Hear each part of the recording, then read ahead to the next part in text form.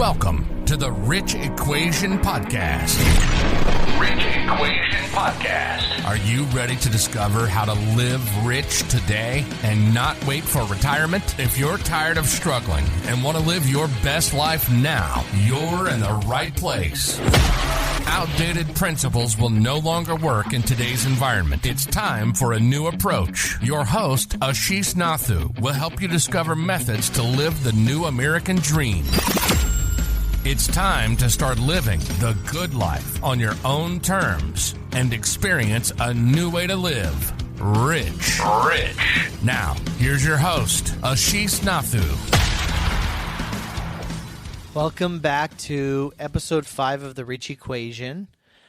We're going to talk about the wrong rich program, and this is really a fun psychological topic for me because the system is completely broken and we've been programmed all wrong. We've been convinced that money and wealth will give us happiness and joy and fulfillment, and if we work hard enough and we do what society wants us to do for long enough, that one day we'll open our eyes and be happy.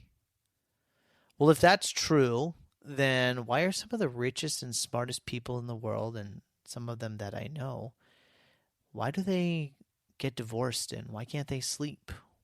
Taking drugs, why do they revert to alcohol to control their anxiety and they're stressed out all the time? There's a societal expectation that being successful needs to come at a cost. And we have this chasing type of mentality really early on, and we're never taught to have a healthy relationship with money in society. And this comes from a really early age. I'd say middle school, we're grown up to excel, and then we get into high school and we have to do certain things, and then we get into college and we get into business, and it's always one thing after another. If you do this, then this will happen. If you do this, you'll get this. If you do this, you get it. At what point does that end? And we really talk about the journey rather than the destination. And let me be really clear. I'm highly financially motivated. I'm a capitalist. I have always been inclined to business and strategy and economics, and it's been sort of wired into me. So it's definitely one of my natural tendencies.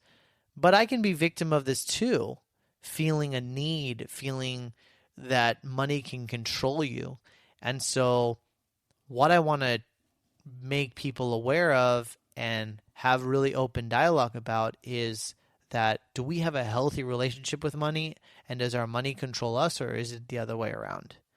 And the things that we do on a daily basis and the things that we chase on a daily basis, is it for money, or is it for the things that we want to help us get fulfillment? I love seeing this analogy. People, especially in our generation, we hear about this all the time, that people wait for a certain amount of time to have children because they want to have enough money saved. I think that's an incredibly fascinating topic. Now, again, no judgment. I don't have any perspective per se about the timing of when you should have a kid and how much money you should have saved. But if we think about that for a second, money is controlling our decision on whether or not we live in the now. And if people want to have children, or people want to get in relationships, or people want to go take on vacations, or do certain things that give them real great fulfillment, then why do we give money such a weight? Now, again, not to get too controversial here, I get it. You got to have money to have a kid, or you got to have a certain amount of money so that you can feel secure and not stressed, or you need to have money in the bank to take a vacation. I get all that. So I'm not trying to be, completely binary. But what I'm saying is that if you do have, and most of the people that we would be talking about, you have financial independence enough to do those things, and yet there is still a program deep rooted in us that we have to have a certain amount of money in order to live our lives the way we want now. And I think that good, bad, or ugly, right or wrong, it's important to start learning how to identify those things and see those things, detach from those things so that we can have a healthy relationship with money.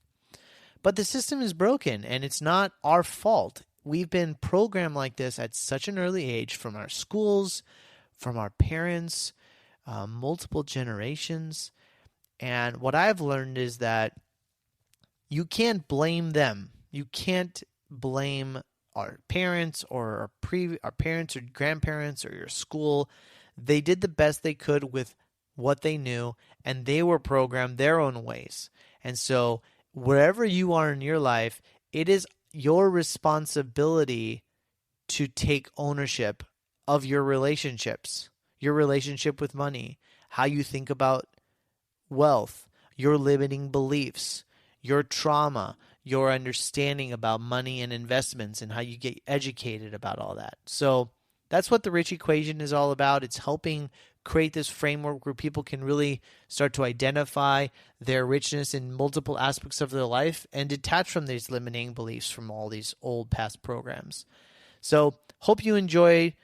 I really look forward to keep moving forward. Episode 6 is coming up. We're going to talk about COVID and what's coming up with COVID. Look forward to it. Thanks. Thank you for listening to the Rich Equation Podcast with Ashish Nathu.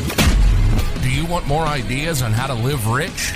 Go to richequationpodcast.com for show notes and resources. Then take 1 minute to leave Ashish a 5-star review on Apple Podcasts. And we'll see you on the next episode.